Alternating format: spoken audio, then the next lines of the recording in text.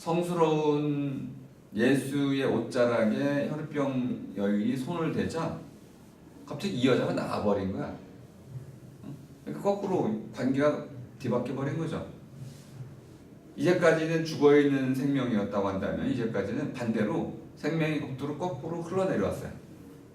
그 예수가 바로 빛이 되시고 진리가 되고 생명이 되고 이 세 가지가 하나로 통일되는 그런 증거를 여기저기서 제시하게 된 거죠. 물론 이런 증명이 결국은 마지막에 십자가형을 통해서 무산되게 됩니다. 죽으면 안 되는데 죽었단 말이에요. 그 뒤에 일어난 이제 부활 사건은 해석이 다양할 수 있습니다. 그래서 영원한 관점에서 보자면은 생명이 이겼다 이렇게도 볼 수 있는데 세속적 관점에서 본다면은 그것도 유한한 생명이었다. 진리의 유한성을 말할 수도 있습니다. 근데 예전에 그러한 사건적인 것보다도 오늘날을 넘어오면 거꾸로 과학이 승리하고 있어요.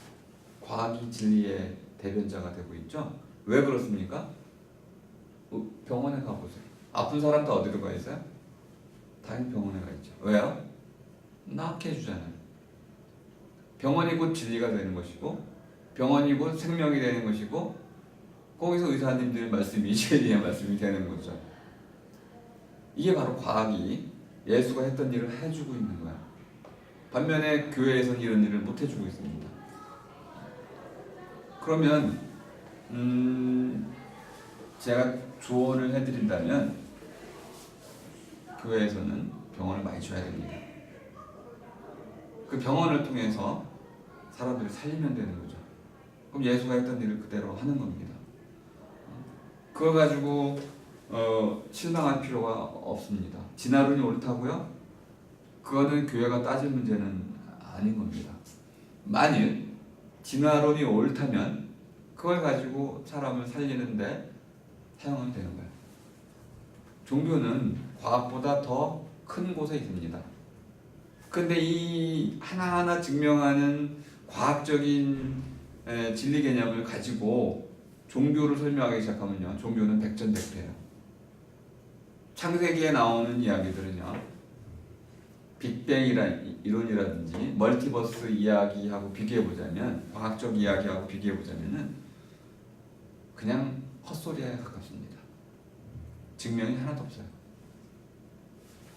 반면에 과학적 이론들은 아주 정교하게 수학적 방식으로, 관찰의 방식으로, 또는 이제 정합의 방식으로 정확히 증명되어 있습니다.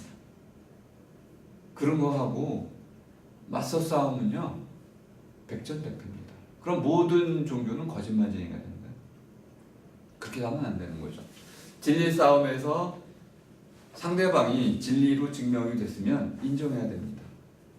그러면 다르게 해석할 길을 찾아야 되는 거죠. 빅뱅 이론이 맞다, 진화론이 맞다 그렇다면은 그러면 다시 본질로 돌아가야 됩니다. 그리고 그 진리를 통해 가지고 결국 구원이라고 하는 가장 위대한 사명회로 되돌아가면 되는 겁니다. 그것에 대해서 우리 종교계도 빨리 눈을 뜨게 좀 철학의 관점이지만은 제가 엉뚱한 곳으로 좀 샜습니다. 준비가 좀 덜 돼 있어가지고 오늘도 이 책을 좀 제가 좀 떨이를 좀 하려고 합니다. 뒤에는 뭐 부록이 좀 길게 있고 또 중간에는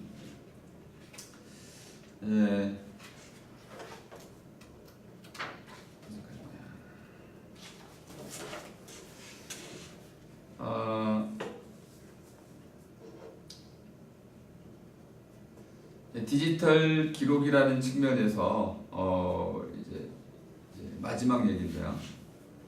빅데이터를 통해 가지고 엔그램을 통해서 우리가 누가 유명해지고 또 누가 명성을 잃을지 예측할 수 있습니다. 그리고 검열이 이루어지는지 아닌지를 파악할 수가 있고요. 또 어떤 것이 보다 많은 사람에게 진리로 받아들여지는지 아닌지 파악할 수가 있습니다. 이 인문학자들은 이 부분에 좀 귀를 기울일 필요가 있습니다. 하지만 디지털의 미래는 어떨까요? 미디어 기기들은 너무나 불안정합니다. 정말 하루아침에 사라질 수도 있어요. 물론 뭐 다양한 방식으로 안전장치들을 마련해 두고는 있는데 완전한 기록물은 없습니다. 종이도 석판도 그 어떤 것도 인간의 뇌 속에 들어있는 기억도 완전한 건 아무것도 없어요. 다 사라지게 돼 있는 거죠. 얼마나 오래 갈까요? 예측할 수 없습니다. 그런 의미에서 데이터가 권력이 되는 오늘날 이것을 우리가 이제 다른 방식으로도 이해할 필요가 있는데요. 우리가 이제 잊힐 권리라는 개념을 많이 쓰죠. 잊혀지지 않는 보레스의 말이 있습니다. 이제는 기억이 중요한 것이 아니로 망각이 가치가 있다. 사람만이 할 수 있는 것 중에 하나, 잊어버리는 것, 잊히는 거죠. 우리는 결국 사라져야 되고 우리는 죽어야 됩니다. 프로메테우스라는 영화에 보면 죽기를 거부하는 노인이 나오죠. 그래서 외계인을 찾아서 자기 창조자를 찾아서 자기 영원한 생명을 얻으려고 합니다. 이것이 비극을 초래하게 되는 것이죠. 빅데이터 시대에는 모든 것을 기록할 수 있지만 바로 그 모든 것을 기록하려고 하는 그 인간의 욕망, 그것이 오히려 인간의 삶을 공포로 몰아갈 수 있고 그것 때문에 우리가 트라우마에 시달리게 된다는 겁니다. 물론 양면이 있죠. 잊히지 않는 건 좋은 거지만 모든 걸 기록할 수 있는 건 좋은 것이고요. 그걸 잘 활용하되 더 중요한 거, 과연 그것이 우리 삶을 좋게 해주는 것인지, 또는 좀 더 나아가면 지난번에 읽었던 책 모두에게 좋은 삶인지 아니면 소수의 권력을 강화시키는 것인지, 이런 부분들도 고민을 해야 되겠죠. 거기까지 본격적으로 다뤄진 건 아니지만은 그런 문제의식도 던져놓고 있습니다. 오늘 뭐 제 책 읽기 이렇게 마치고 질문 있으면 좀 논의하고 네, 질문이 좀 있으신가요? 네, 저 아까 그 단기 기억이 장기 기억이 전환될 때 근거가 제가 집중한 것, 감정적으로 집중한 거라고 했는데 감정적으로 집중하는 근거는 또 뭘까요? 그 감정 부분은 참 설명이 어려운데요. 감정을 어떻게 설명하냐면 요즘은 오래된 기억. 이제 좌뇌와 우뇌가 있는데 좌뇌는 뭐 여기 이제 왼쪽 귀 뒤에 언어 중추가 있습니다. 말을 하려고 하면 얼마든지 말을 할 수 있고 말을 멈추려고 하면 멈출 수 있죠. 마음대로 내가 작동시킬 수가 있는 뇌죠. 수학도 그렇죠. 네. 성격은 그렇게 안 돼요. 화를 안 내야지. 성격이라든지 감정 같은 거는 내가 막 다스리기가 어려워. 물론 이제 도인들이 계시죠. 그래서 이제 돛 닦고 마음 공부 많이 하고 또 뭐 기도 많이 하고 뭐 그런 분들 있잖아요. 또는 뭐 교회 가면 보통 은혜 받았다는 분들은 화를 잘 안 내시잖아. 화를 안 내는 이유는 그분이 성격이 정말 좋아서 그럴 수도 있는데 기쁨이 넘치기 때문에 그럴 때 가장 많아요. 기쁨으로 모든 걸 덮어 씌웠잖아요. 그게 오래되면 성격으로 굳어져. 그러니까 훈련은 되는 거야. 오른쪽 뇌는 내가 마음대로 바꾸는 게 아니고 거꾸로야. 오른쪽 뇌가 나를 지배해. 되게 성격이라든지 또 뭐 근면성, 성실성, 또 정직성, 가장 중요한 거 양심, 이런 것들이 작동해요. 그러니까 오른쪽 뇌에 문제가 있으면요, 비열한 인간이 되거나 사악한 인간이 되거나 뭐 거짓말쟁이가 되거나 뭐 이렇게 되는 거죠. 하지만 우리 뇌는 이제 좌뇌 우뇌가 모두 함께 작동을 하게끔 되어 있는데 우리 속내로 들어가면 편도체가 해마가 있고, 해마는 정말 물속에 사는 그 해마처럼 생겼다고 해서 해마인데요. 해마를 둘러싸고 있는 게 편도체입니다. 편도체와 해마 요 전체하고 되뇌 피질, 되뇌 껍질하고 연결되는 게 이 변연계.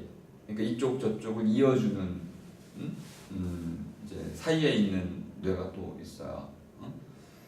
그럼 이 전체 속내에서부터 해마에서부터 변연계를 거쳐서 껍질까지 전체가 연결돼 가지고 이제 부스팅 활성화가 돼요. 이렇게 뇌가 작동하는 방식이.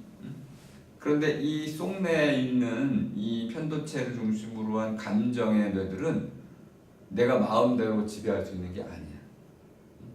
그래서 거의 이제 뭐 성격은 타고난다고 많이 그러잖아요. 이런 부분이 한 30% 이상 되고, 근데 어쨌든 어떤 사람들은 굉장히 차분한 성격을 갖고 있어서 집중을 잘하죠. 그러면 머리가 좋다고 할 수 있는 거고요. 그렇지 않고 막 산만하고 이런 분들은 집중할 수가 없어서 기억도 못해, 공부를 못해 또.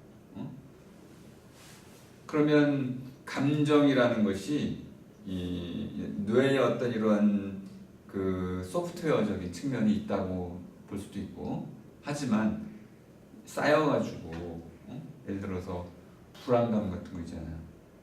뭐 프로이드나 모든 심리학자들이 인간의 이제 본성 가운데 하나가 불안감이라는 것을 꼽는데, 분리불안 이런 거. 근데 이런 건 끊임없이 경험을 통해서 쌓인 거라는 거야. 학습된 거죠. 근데 이게 쌓여가지고 하나의 패턴화가 돼버렸어. 자동 기계처럼. 그러면은 불안이라는 것은 저절로 일어나는 거다 이 말이야.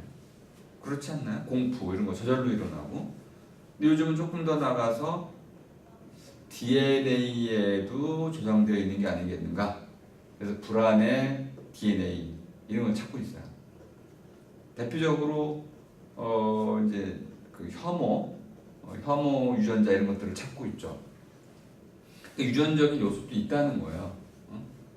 그런데 유전적인 요소 플러스 이런 경험이 학습돼 가지고 오래된 기억, 그러니까 내가 언제 기억하고 있는지도 모르고 쌓여서 오랫동안 내 안에 있는 그런 습관화된 기억들, 이런 것들이 전체적으로 우리가 흔히 말하는 감정이라는 건데, 감정의 특징은 그걸 내가 처리하지 않고 일어난다는 거야.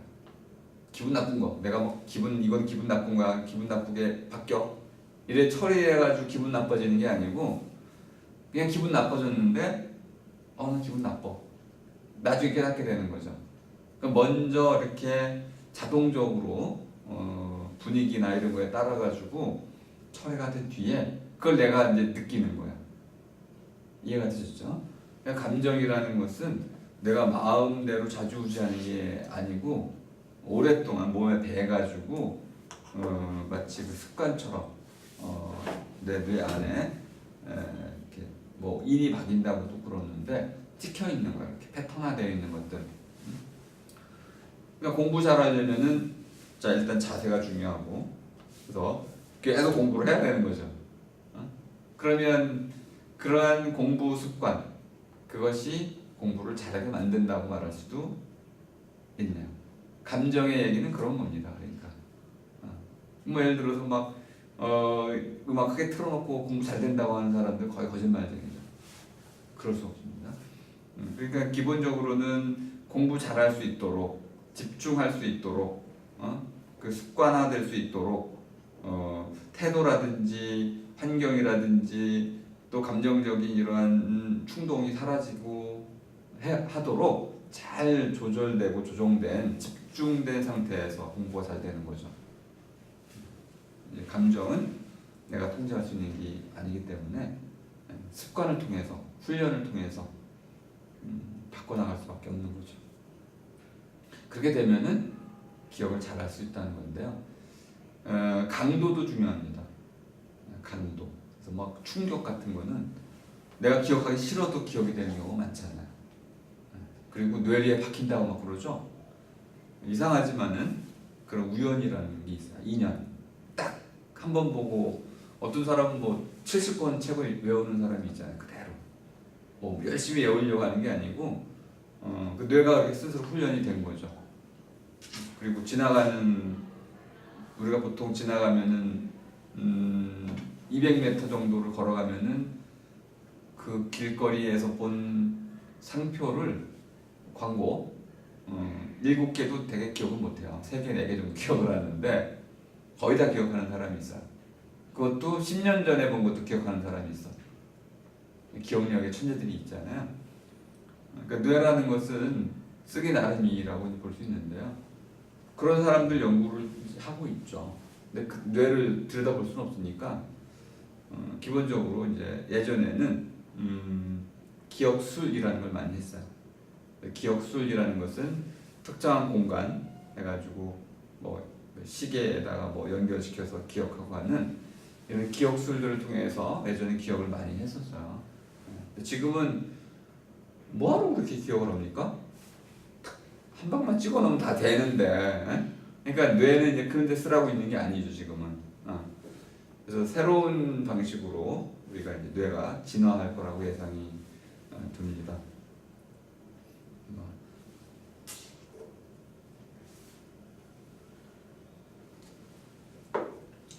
아무튼 뭐 그러네요. 좀 이제 색더리 한다고 해놓고 그냥 변죽만 올렸네 오늘은. 또 분석행 이런 거는 들을만 하셨을까요? 뭐 잘 모르던 얘기니까. 기억에 관한 것도 기억에 관해서 제가 요즘 공부를 좀 하고 있어가지고 들을 수 있는 말씀이 많이 있지만은 뭐 책 주제하고는 거리가